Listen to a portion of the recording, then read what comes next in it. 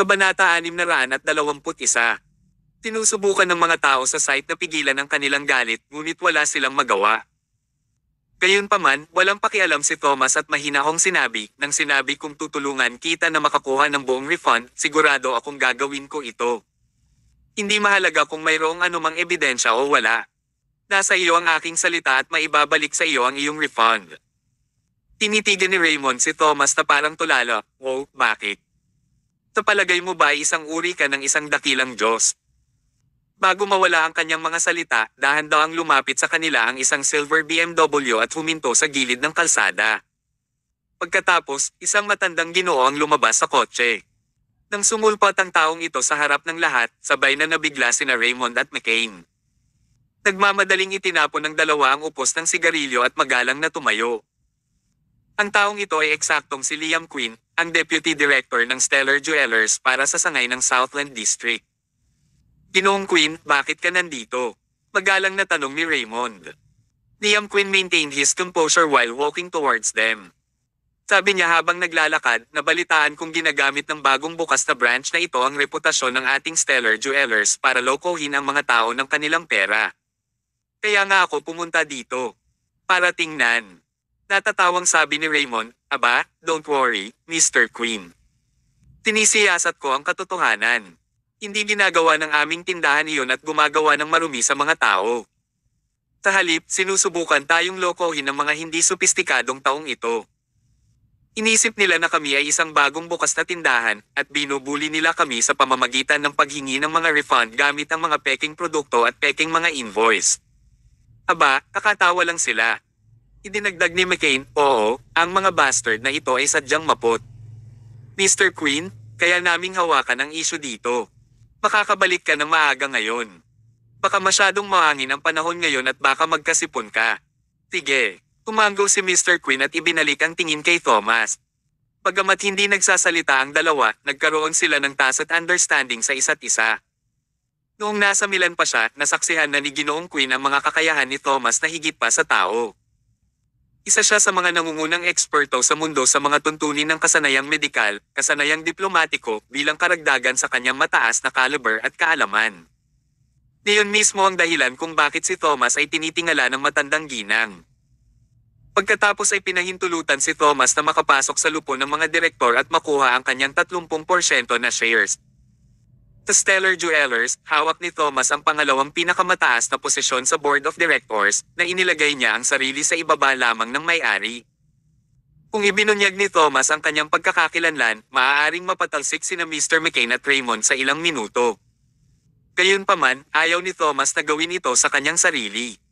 Sa halip, pinapasok niya si Mr. Quinn, at ipinakita nito na ayaw ilantad ni Thomas ang kanyang pagkakakilanlan. Si Mr. Quinn, na nabuhay ng mahaba at komportableng buhay ay natural na hindi ilantad ang pagkakakilanlan ni Thomas. Sa pamamagitan ng paghawak sa kanyang mga kamay sa kanyang likod, mahina niyang tinanong, Raymond, sinabi mo lang ba na ang mga taong ito ay nagdadala ng mga peking produkto para sa refund? Pinagpawisan si Raymond. Oo, peke ang mga kalakal, pero... Itinaas ni Mr. Quinn ang kanyang kamay at sinenyasan siyang tumigil sa pagsasalita dahil peke ang mga paninda, mag-issue na lang ng refund para sa mga taong ito. Ano? Mr. McCain and Raymond were all dumbfounded, bakit natin ibabalik ang kanilang mga peking produkto? Sinabi ni McCain, Mr. Quinn, hindi mo ba narinig ang sinabi ko? Bagamat peke ang mga kalakal, ang kanilang mga invoice at resibo ay pawang peke, ibig sabihin, ang mga kalakal ay hindi binili sa amin. Sa anong batayan kailangan nating mag-issue ng refund? Ginoong Quinn, walang hahawak ng mga ganyang kaso. Kumunat ang noo ni Mr. Quinn sa kanya at sumigaw, how dare you? Kailan ka pa nasa posisyon para sabihin sa akin kung ano ang gagawin? Sa pagsaway, natakot si Mr. McCain at lumuhod, Mr. Quinn, ito ay nadulas lang sa aking dila. Please wag kang magagalit. Oh. Paano namin mapapanatili ang isang tulad mo na hindi marunong rumspeto sa mga nakatataas sa Stellar Jewelers? Hinawakan ni Quinn ang kanyang balbas at sinabi ang isang bagay na nakakagulat sa harap. Nang lahat ng naruroon sa eksena, ibinabalita ko na aalisin ko ang lahat ng tungkulin ni Mr. McCain. Mula ngayon, wala ka ng kinalaman sa Stellar Jewelers. Maaari kang pumunta sa pananalapi upang kunin ang iyong kabayaran at umalis na. Dito. Ang mukha ni Mr. McCain ay namutla na parang multo.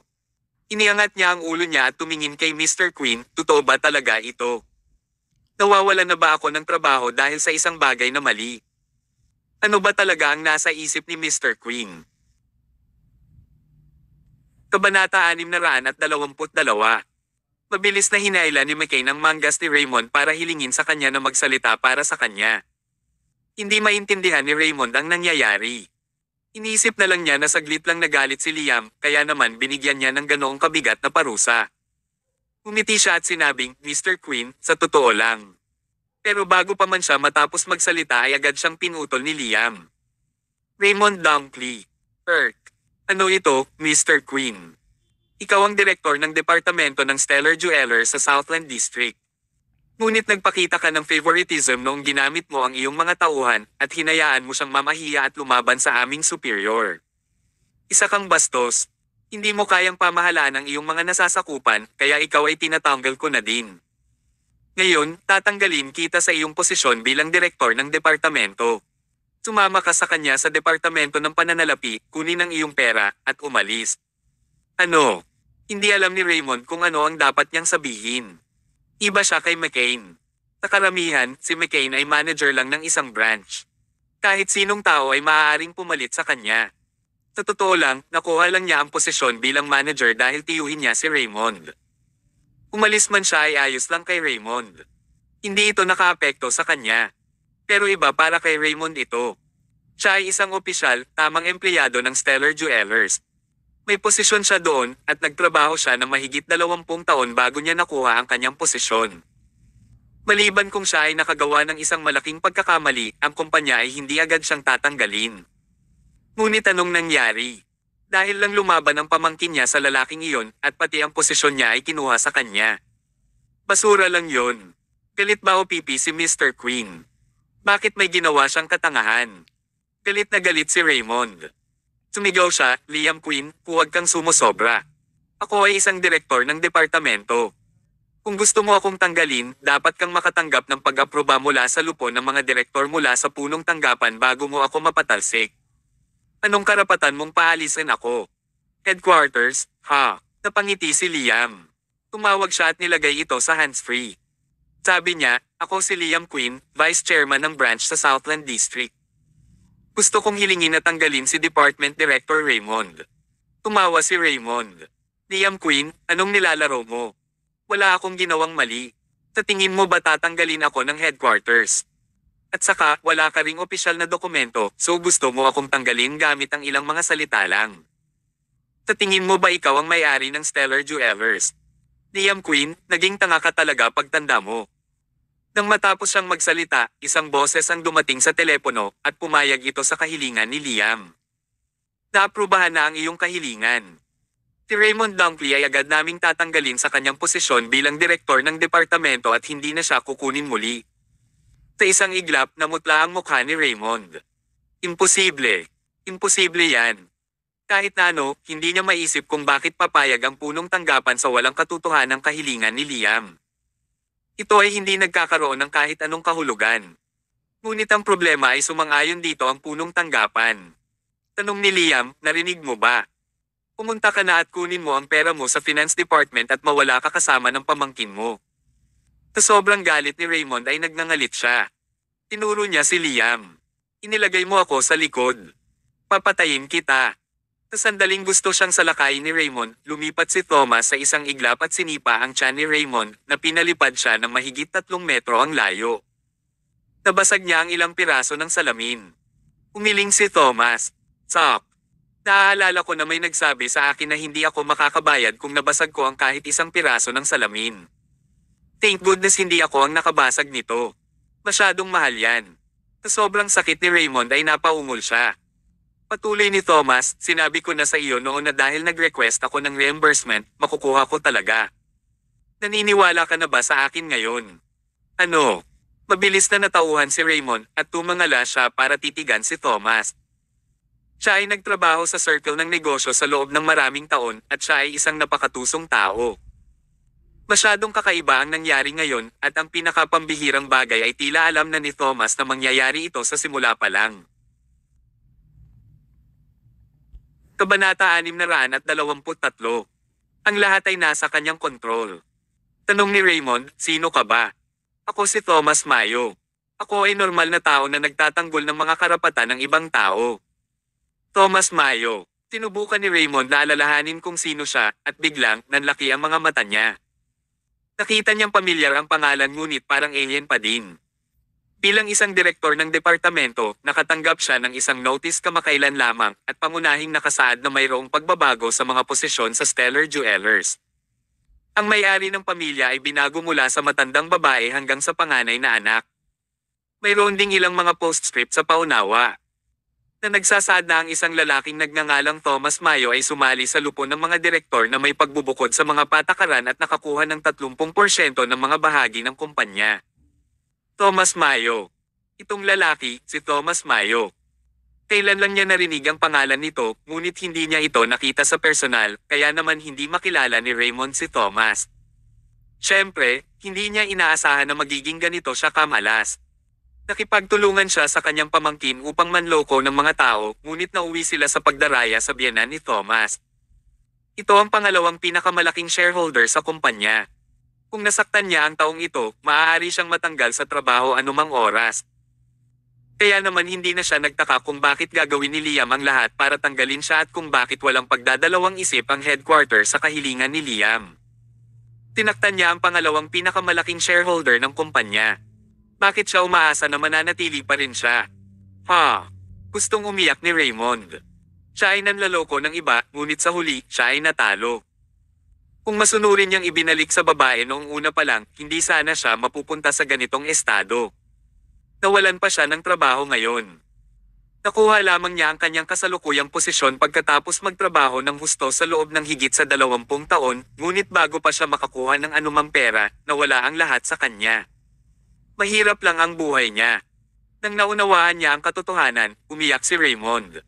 Si McCain ay naliligaw. Hindi niya kilala kung sino si Thomas at hindi pa niya narinig ang tungkol sa lalaki noon. Natural, hindi niya maintindihan kung bakit umiiyak ang kanyang tiyuhin.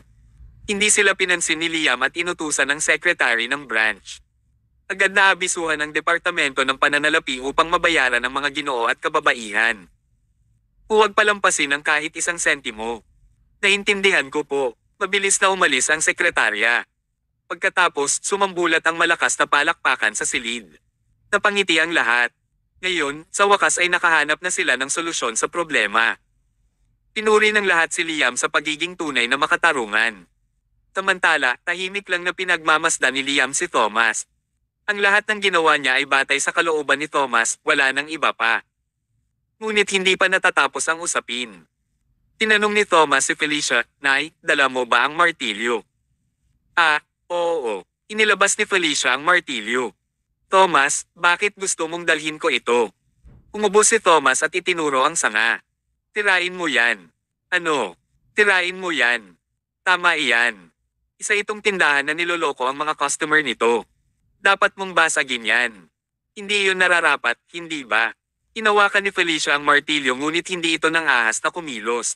Hindi ito biro. Pinag-uusapan nila ang tungkol sa Stellar Jewelers dito. Kung sinira niya ang kanilang tindahan, maaari nila siyang kasuhan at hindi siya makakabayad. Gayunpaman, kahit siya ang vice chairman, hindi ito tinutulan ni Liam. Sa halip, sinuportahan niya ito sa pagsasabing, tama siya. Pinibigyang diin ng Stellar Jewelers ang pagtitiwala. "Ikinalulungkot namin na may nangyaring ganito. Dapat nating sirain ito. Ang ganitong uri ng tindahan ay hindi dapat umiral pa. Kaya maaari mong sirain ito kung gusto mo. Hindi mo kailangang managot sa gagawin mo." Sa salita ni Liam, naging kumpiyansa ang lahat. 2 araw nang pinipigilan ni Felicia ang kanyang galit. Sa wakas, nagkaroon siya ng pagkakataong ilabas ang kanyang galit at sinimulan niyang durugan ang tindahan. Basagin. Nabasag ng martilyo ni Felicia ang baso sa counter at mas gumaan ang pakiramdam niya. Nakakamangha sa pakiramdam na ito. Kabanata 624. Bilang isang masunuring may bahay, si Felicia Musk ay hindi pa nasiyahan sa gayong karanasan noon. Ngunit ngayon, ang karanasang ito ay lubos na nagpasigla sa kanyang espiritu. Itinuro ang martilyo na parang isang nagmula na Diyos ng digmaan, galit na galit niyang pinalo ang counter, inilabas ang lahat ng kanyang pagkabigo. Natakot si Emma na hindi sinasadyang masaktan ng kanyang ina ang kanyang sarili, kaya't nagmadali siyang sumulong at sinabihan siyang magdahan-dahan. Nakatayo rito si Thomas Mayo, nakangiti. Lumapit si Liam Quinn at tumabi kay Thomas. Mahinang sabi niya, Mr. Mayo, ang punong tanggapan ng Milan ay nagpasya na palawakin sa Southland District upang palakasin ang tatak nito. Malapit nang dumating ang may-ari ng personal. Sana ay makapagbigay ka ng ilang mungkahi para sa layout ng Stellar Jewelers sa Southland District pagdating ng panahon. Mahinang sagot ni Thomas, naintindihan ko. Tutulungan ko siya kapag nandito siya. Nagpapasalamat ako sa iyo ng maaga sa ngalan ng may-ari.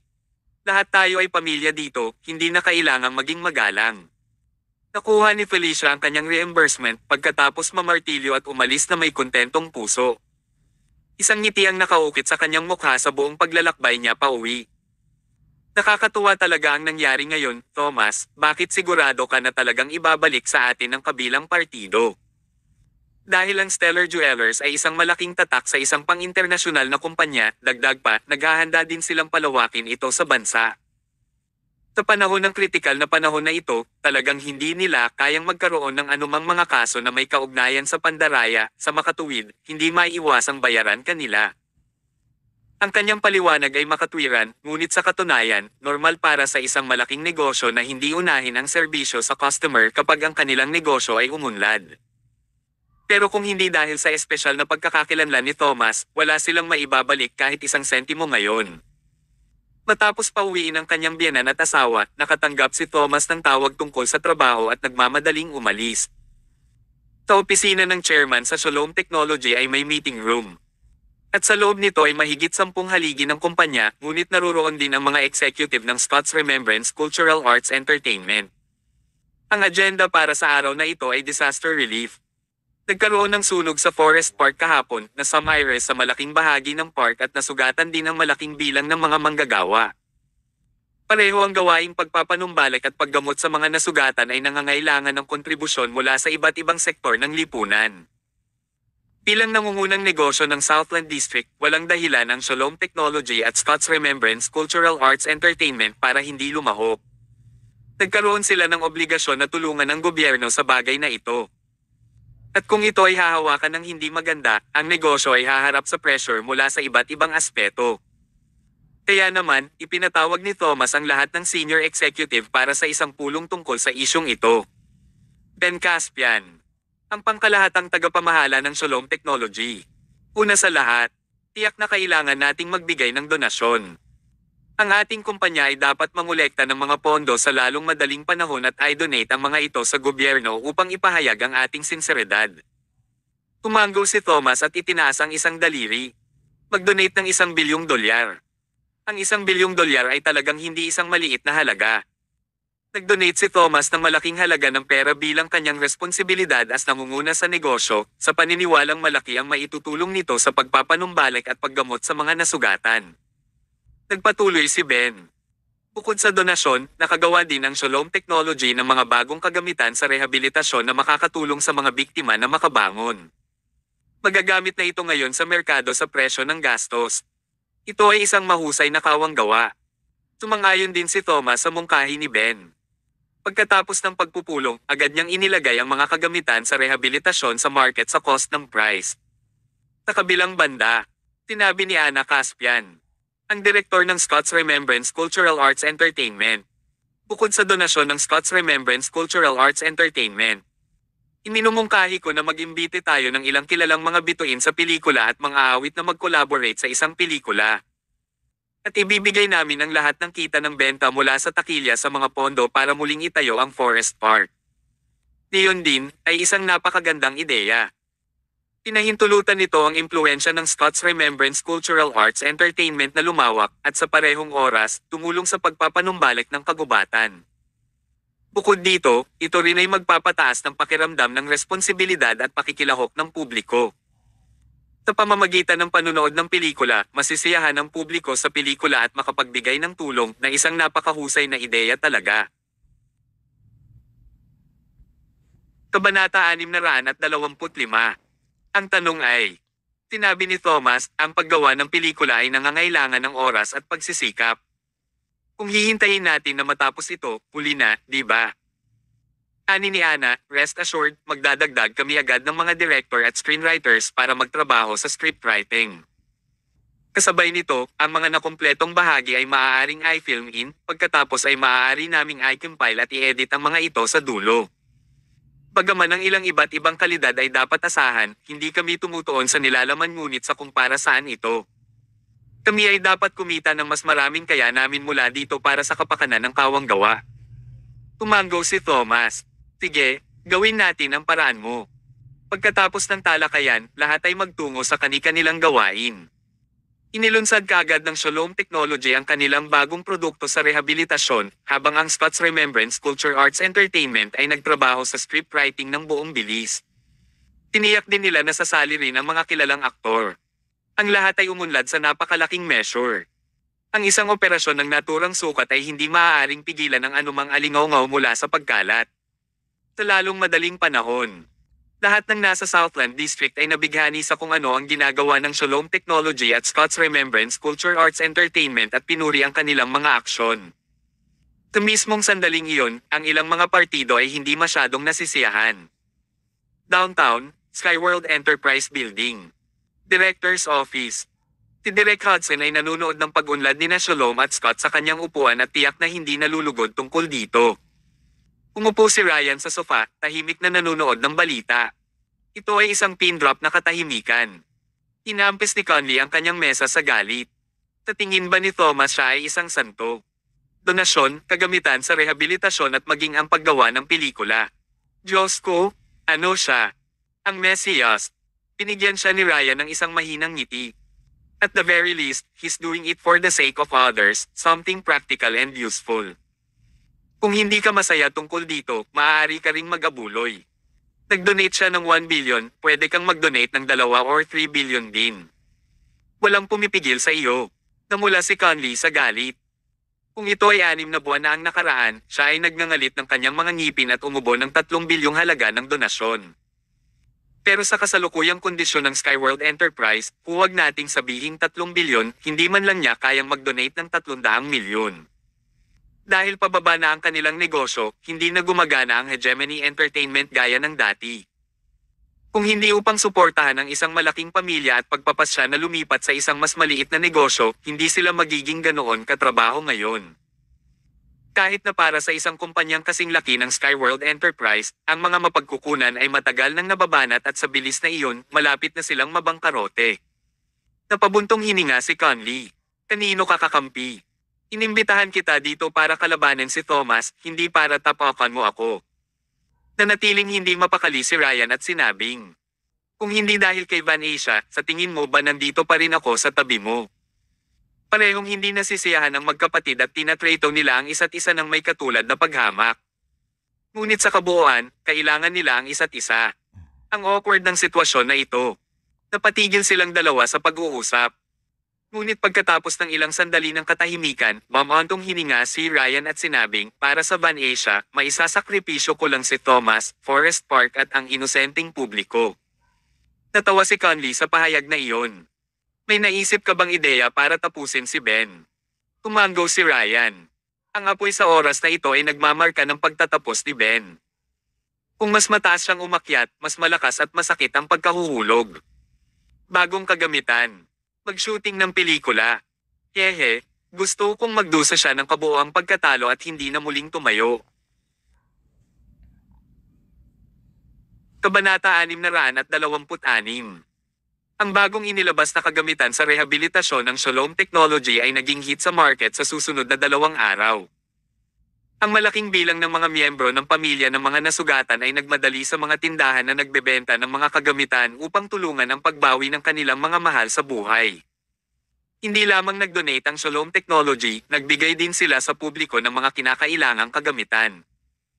Ang balitang ito ay ikinalat sa lahat at entertainment media at lubos ito na pinapurihan. Sa nakalipas na ilang araw, hindi lamang si Thomas ang yumako ng responsibilidad sa mga usapin sa pamamahala ng Southland District, siya rin ay sinusubaybayan ang pagganap ng Shalom Technology. Hindi man sila kumikita sa panahong ito, ngunit nagawa nilang palakihin ang kanilang reputasyon. Hindi maitatanggi na ang isang matagumpay na negosyo ay nangangailangan ng magandang reputasyon. Kapag naitatag na ito, lahat ng binuo ng Shalom Technology sa hinaharap ay matatanggap ng mabuti ng publiko. Habang parehong pinag-uusapan nina Thomas at Ben ang kanilang mga susunod na hakbang sa opisina, pumasok ang receptionist at sinabing, Direktor Mayo, Manager Caspian, may isang taong nagngangalang Michael Edinger na nagsasabing siya ay mula sa Bureau of Industry and Commerce na humihiling na makipagkita sa person in charge. Ang kawanihan ng industriya at commerce. Para saan at sila ay nandito? Tumayo si Ben. Pupunta ako upang tingnan. Tinundan niya ang receptionist palabas. Taglit na ipinikit ni Thomas ang kanyang mga mata, pagkatapos ay nagpa siya na sundan sila. Inimbitahan nila si Michael sa reception room at pinaghain siya ng tsaa habang si Ben naman ay nakaupo sa tapat niya. Si Thomas ay tahimik na nakaupo sa isang maliit na silid sa tabi ng silid ng pagtanggap na espesyal na itinayo sa kanyang sarili upang marinig ang mga pag-uusap sa silid ng pagtanggap. Ang anumang pag-uusap na ginawa ay maririnig ng kasing linaw ng araw dito. Narinig niyang nagtanong si Ben sa mahinang tono, kabahagi ka ba ng Bureau of Industry and Commerce Managing Team? Ipinatong ni Michael ang kanyang binti sa stool habang humihigop ng tsaa. Pagkatapos ay dumura siya sa sahig. Diyos ko, at andito ako na nag-iisip na yumayabong ang Shalom Technology. Bakit ka naghahain ng napakapangit na lasang tsaa para sa iyong mga bisita? Umunat ang noo ni Ben, iniisip, medyo bastos ang lalaking ito, ano? Ngunit hindi siya nang ahas na saktan siya. Rachel, magtimpla ka ng isa pang tasa ng mataas na kalidad na Earl Grey para sa ating bisita. Okay, sir. Tumanggo si Michael, ganyan dapat, ang isang malaking kumpanya ay dapat inaabot ang kanyang mga pamantayan. Hindi ito maaaring maging kuripot. Pinigilan ni Ben ang kanyang galit at muling nagtanong, maaari ko bang malaman kung ano ang iyong katayuan sa Bureau of Industry and Commerce? Tinaman ng tingin ni Michael si Ben. Pinaghihinalaan mo ba ako? Ipikit mo ang iyong mga tainga at makinig ng mabuti.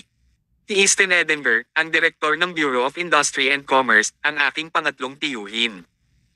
So ano sa tingin mo ang posisyon ko? Nagdulot ito ng sakit sa ulo ni Ben. Huwag muna nating pag-isipan ng tungkol sa kanyang pagkakakilanlan sa ngayon, ngunit naisip ba niya na ang kanyang ikatlong tiyuhin bilang direktor ay naging isang malaking advantage sa kanya? At the end of the day, wala pa siyang masasabi tungkol sa kanyang posisyon sa Bureau of Industry and Commerce. Handa na ang tsaa. Inilagay ng receptionist ang bagong brewed na Earl Grey sa harap ni Michael.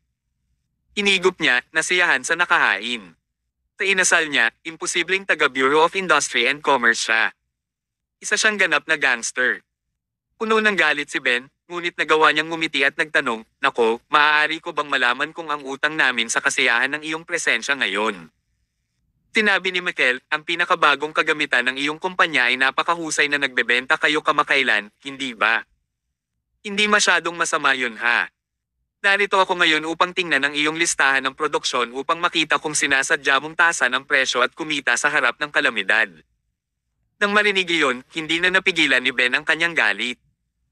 Ang mga kagamitan ng aming Shalom Technology ay naibenta sa presyo nito. Hindi lang kami nakinabang dito, kami naman din ay nagbayad ng marketing at delivery fees. Kabanata 627.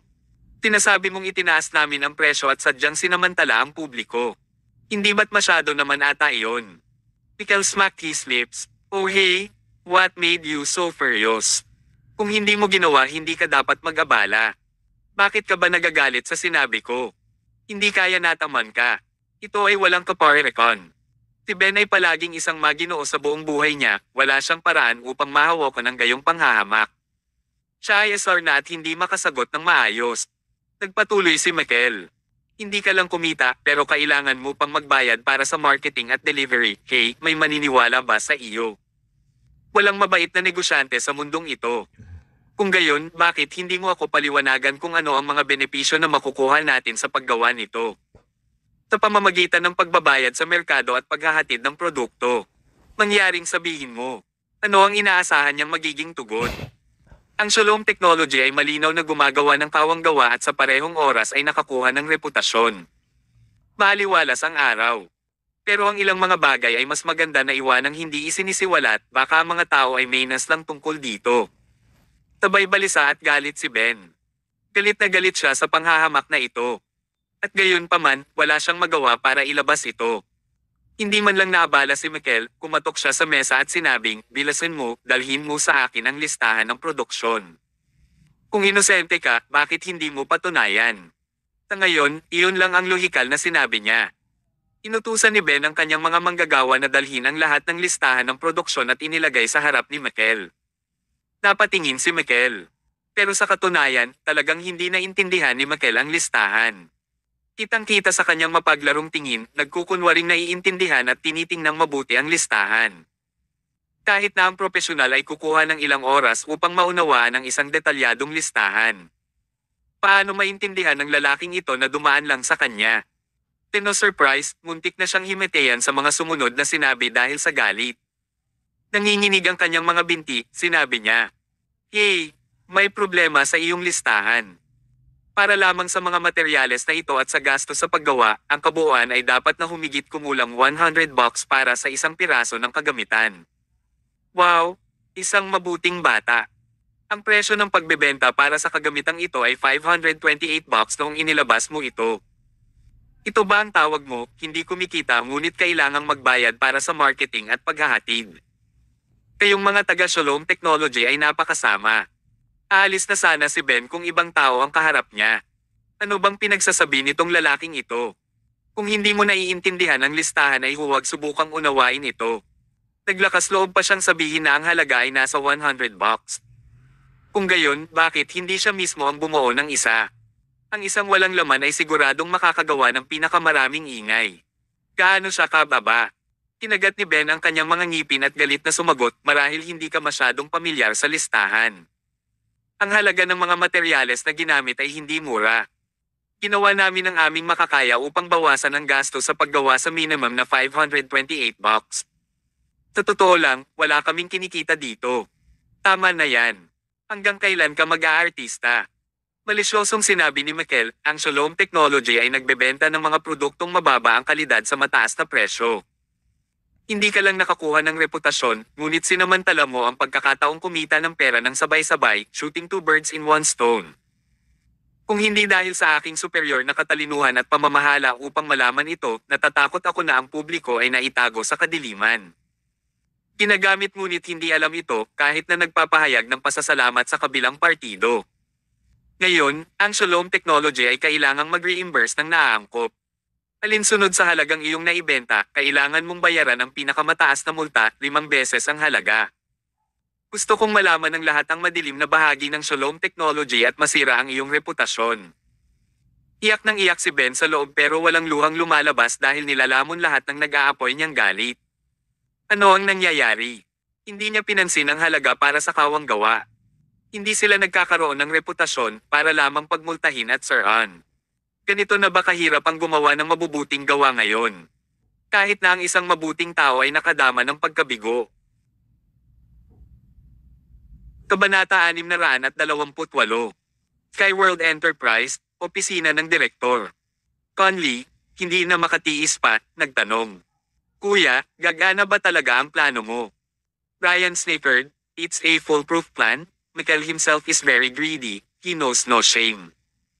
Kung bibigyan ng pagkakataon, sisirain niya ang Shalom Technology inside out. At dahil kalaban nila ang lalaking iyon, swerte lang nila iyon. Hindi maiiwasang magdusa sila sa mga multa at paninirang puri." Tanong ulit ni Conley. Kung si Mikel ay matako, paano kung suhulan siya ng Shalom Technology? Tumawa ng malakas si Ryan. Tanging tulad mo lang ang nakakaisip ng ganyan, panunuhol. Kung ang Shalom Technology ay maglakas loob na gumawa ng ganoong aksyon, sila ay masentensyahan ng isa pang seryosong krimen, ang panunuhol.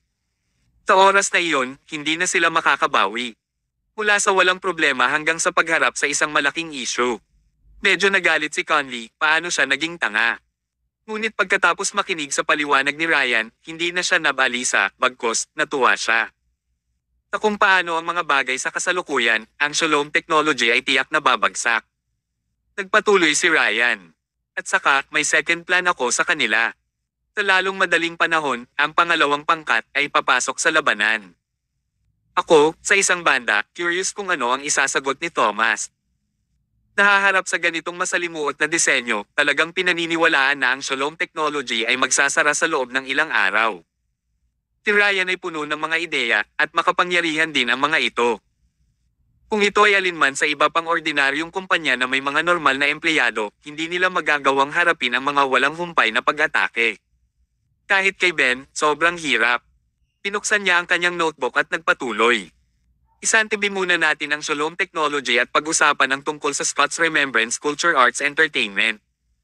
Sa pagkakataong ito, gusto kong sirain ang dalawang kumpanyang ito na hindi pinapayagan si Thomas na makabawi. Tawa ng tawa si Conley. Kahanga-hanga, kahanga-hanga. Hindi ka ba mahilig gumawa ng kawang-gawa, Thomas? Sa pagkakataong ito, kapag mas marami kang ginagawa, mas maraming pagkakamali ang nakikita ko, mas maraming sugat ang natamo mo. Gusto kong malaman mo na sa mundong ito, maaari kang maging kahit ano maliban sa isang mabuting Samaritano. Mukhang namutla si Ryan na nakatayo sa gilid. Kung hindi dahil kay Van Asia, hindi siya gagamit ng ganyang dirty trick para harapin si Thomas. Ang tanging magagawa niya ay humingi ng tawad sa kaibuturan ng kanyang puso.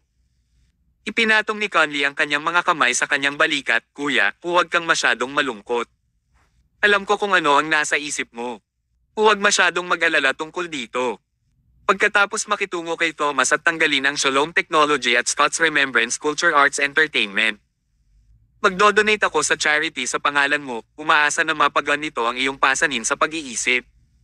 Tinulak siya ni Ryan palayo. Don't need your hypocrisy, ang gusto ko lang ay balita ng Van Asia. Huwag na tayong maglokohan at magpatuloy sa pagpaplano laban sa Scott's Remembrance Culture Arts Entertainment. Sa ibang lugar, sa reception room ng Shalom Technology. Mukhang namutla si Ben, hindi makadepensa sa sinabi ni Mikel. Bakit kailangang parusahan ang isang tao sa paggawa ng mabuting gawa? Anong uri ng mundo ang ating ginagalawan? Sumandal si Mikel sa upuan, itinaas ang paa, at inilagay sa conference table. Tinapot niya ang kanyang kamay ng may ritmo at sinabing, "Itigil mo ang pagkilos, ikaw ay nasa ganitong edad na, at gayon pa man ay umaarte ka na parang wala kang kasalanan, ano ang mabuting na idudulot nito sa iyo?" Sa sandaling ito nang tuluyang ilantad ni Mikel ang kanyang intensyon. He gave a wicked smile and said, "Let's cut to the chase. As you can see, I came here alone today, bakit ganon?" Napatulala si Ben. Ano ang ibig niyang sabihin? Dahan-dahang sinabi ni Mikel, "Gusto kitang bigyan ng pagkakataon." Kahit na si Ben ay isang matuwid na tao, hindi ito nangangahulugan na siya ay ignorante. Sinabi sa kanya ng isang pangungusap na iyon ang lahat ng kailangan niyang malaman tungkol sa kanyang mga intensyon. Pumunta siya dito nang may hinihingi, mayroon siyang gustong makuha. Lalo na ang isang hamak na tulad niya na hindi gagawa ng anumang bagay na hindi nagdudulot sa kanya ng pakinabang. Imposibleng ito lang ang pakay niya rito, pag-check sa production list. Sa madaling salita, mayroon siyang ibang motibo. Pera. Si Ben, isang matapat na lalaki, ay labis na nabalisa, ngunit nagkunwaring nalilito at nagtanong. "Anong ibig mong sabihin? Hindi ko maintindihan." Kabanata 629. Naaliw si Mikel Edenberg. "Matanda, itigil mo na ang pagpapanggap. Maniwala ka na kaya kung isara ang kumpanya mo anumang oras?" Walang sinabi si Ben. Inampis ni Mikel ang mesa. "Hindi na ako mag-aaksaya ng hininga sa iyo. Kung gusto mong magpatuloy sa pagpapatakbo ng negosyo, magpatuloy sa pagbebenta ng mga produkto para kumita ng pera at mapanatili ang magandang reputasyon, kakailanganin mong gumawa ng ilang mga himala. Bawasan ng $100 mula sa presyo ng gastos ng bawat bagong produkto na iyong ginawa, at sa bawat unit na iyong ibinebenta, kumukuha ako ng 60% ng kita. Naiintindihan mo ba? Nakakabingi sa tenga ang mga salitang iyon. Hindi kailanman inasahan ni Ben na magkakaroon ng ganoong scam sa Earth. Ibinebenta na nila ang mga bagong kagamitan sa isang presyo na ginagarantiyahan ang pagkawala para sa kapakanan ng kawanggawa at upang makakuha ng magandang reputasyon. Sa huli, gusto pa rin ni Mikel na makakuha ng pera mula rito. At marami siyang gusto rito. Matapos putulin ng $100 mula sa presyo ng expenses, gusto pa niyang kunin ang 60% ng kita para sa bawat unit. Masasabing kapag pumayag sila sa kanyang kahilingan, ang Shalom Technology ay magiging in debt. Ngunit maaari ba silang tumanggi? Hindi. Kung gagawin nila, ipapasara ni Mikel ang kumpanya at sinisiraan ang kanilang pangalan na nagsasabi na ang Shalom Technology ay nagbebenta ng mga produkto sa mataas na presyo at gumawa ng fraudulent charity. Sa oras na iyon, hindi lamang mawawala ng pananalapi ang Shalom Technology, masisira rin ang reputasyon nito.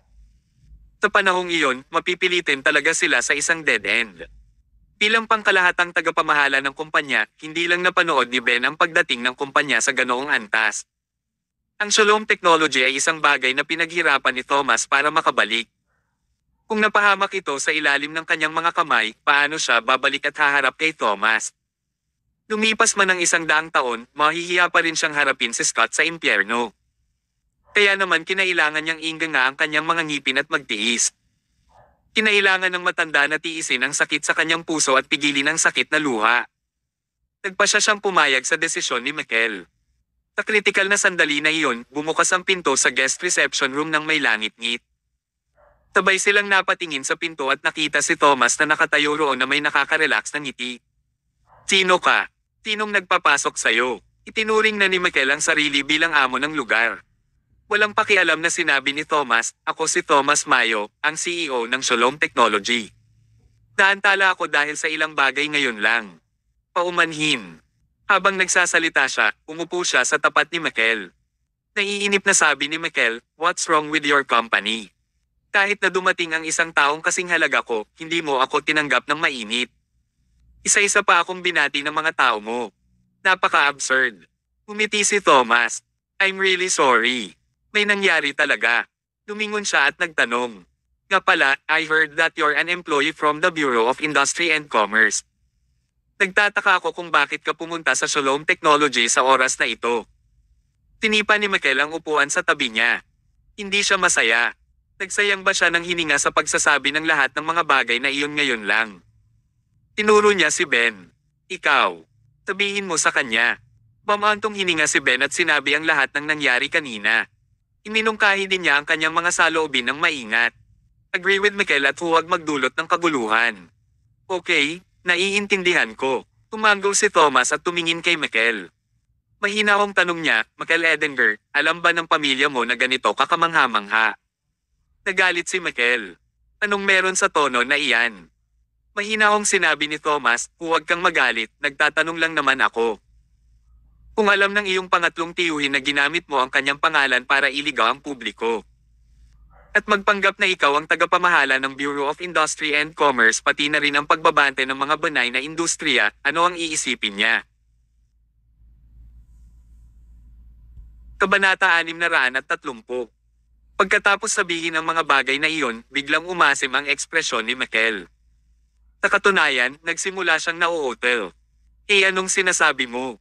Nagpapatupad ako ng batas para sa kapakanan ng publiko at lumalakad ako ng nakataas ang ulo. Tigilan mo na ang paggamit sa pangatlong tiyuhin ko para takutin ako. Sinabi ko na sa iyo ang lahat ng malinaw. Kung hindi mo ako bibigyan ng kasiyasang sagot ngayon, hindi ako magiging mabait sa iyo. Mapapalaya ka lang kung isara ang iyong kumpanya. Kaya kung magpasa ng hatol sa iyo at mabulok ka sa kulungan. Umiti si Thomas at umiling. Habang mas kalmado siya at mas tahimik siya, hindi gaanong kumpiyansa si Mikel. Anong pinagtatawanan mo? Sa tingin mo ba nagbibiro ako? Sinabi ni Thomas, magpasa ng isang pangungusap. Mabulok sa kulungan. Sibilyan ka lang. Saan ka nakakuha ng autoridad na gawin ito? Kahit na manager ka ng Bureau of Industry and Commerce, wala kang autoridad na parusahan ng iba, tama? Hindi mo alam ang pamamahagi ng trabaho para sa mga kawani mula sa gobyerno, kaya anong kontra ang sinusubukan mong gawin dito? Natagpuan ni Mikel ang kanyang sarili sa isang kawaila hilakbot na pag-aayos dahil kay Thomas. Sa katunayan, bukod sa pagiging pamangkin ni Easton Edinger na siyang direktor ng Bureau of Industry and Commerce, wala siyang iba. Kalimutan ng tungkol sa pagtatrabaho sa Bureau of Industry and Commerce, mabibilang sa isang banda ang dami ng beses na dumaan sa pintuan ng Bureau. Siya ay isang walang hiyang hooligan na ginamit ang reputasyon ng kanyang ikatlong tiyuhin para manloko ng mga tao. Sa kasamaang palad, hindi nahulog si Thomas sa kanyang mga trick. Ang naging sanhi ng karagdagang kawalan ng pag-asa ni Mikel ay nang pumalakpak si Thomas sa kanyang mga kamay at sumigaw ng malakas. Director Edinger, ngayon mo lang siguro narinig ang sinabi niya. Director. Edinger, natigilan muna si Mikel bago siya tumawa. Thomas, may nakalugay na bang tornilyo sa ulo mo? Gusto mo ba akong takutin? Sino sa tingin mo ang pangatlong tiyuhin ko at sino ka sa tingin mo? Ang aking pangatlong tiyuhin ay isang pinarangalan na panauhin na hindi mo magagawang imbitahan sa iyong kumpanya kahit na magpadala ka ng limousine upang kunin siya. Itigil ang pagpapanggap. Hintayin mo lang ang iyong pagkasira. Sa sandaling matapos siyang magsalita, isang seryosong boses ang naglakbay sa silid. Bastos ka. Ang dalawang salitang iyon lamang ay sapat na upang gawing halaya ang mga binti ni Mikel. Muntik na siyang mahulog sa kinauupuan niya. Masyadong pamilyar ang boses at tono na iyon. Pag-aari iyon ng kanyang ikatlong tiyuhin, si Easton Edinger. Walang duda tungkol dito. Siya ba talaga? Ayaw maniwala ni Mikel. Na may huling kititing na pag-asa sa kanya, tumingin siya sa direksyon ng pinto at nakita niya ang taong pinakakinatatakutan niya. Uncle Easton, ang direktor ng Bureau of Industry and Commerce ay nakatayo sa pintuan ng guest reception room at tinitigan si Mikel. Nag-aapoy ang mga mata niya. Nang sabihin ni Mikel ang kanyang pagkakakilanlan, si Thomas ay lihim na nagpadala ng mensahe kay Samson at hiniling si Easton na pumunta roon. At walang paraan si Easton na maglalakas loob kapag nakatanggap siya ng mga utos mula sa general manager. Nagmamadali siyang nagpunta. Sa sandaling dumating siya, dinala siya ni Thomas sa katabing silid. Sa simula, si Easton ay nasa dilim, ngunit iyon ay hanggang sa marinig niya ang boses ni Mikel at ang mga bagay na sinabi niya na nagbabanta sa Shalom Technology. Sa isang iglap, namutla ang kanyang mukha. Ang pagbabante sa Shalom Technology ay pagbabante kay Thomas, ang general manager. Gaano man karaming buhay ang mayroon siya, hindi ito sapat sa puntong ito. Medyo awkward ang pakiramdam ni Mikel, pero gusto pa rin niyang ipaglaban ang huling pagkakataon. Pinilit niyang ngumiti at sinabing, Tito Easton, dumating ka sa tamang oras. Nalaman kong may mga problema sa inventaryo ng kumpanyang ito. Sila ay nasa ilalim ng hinala para sa pagtaas ng mga presyo at paghagi sa merkado sa kaguluhan. Iminumungkahi ko. Pero bago pa siya matapos, lumapit si Easton at sinampal siya. Sampal. Tinampal ng malakas si Mikel kaya napahigi siya sa sahig. Tinakpan niya ng kamay ang bibig at tinitigan si Easton. Tito Easton, anong ginagawa mo? Ano ang ginagawa ko? Paparusahan kita para sa hustisya ngayon at tuturuan kita ng leksyon, mapangahas kang brat. Inubad ni Easton ang kanyang sapatos at sinimulang hampasin si Mikel. Mukha talaga siyang disappointed.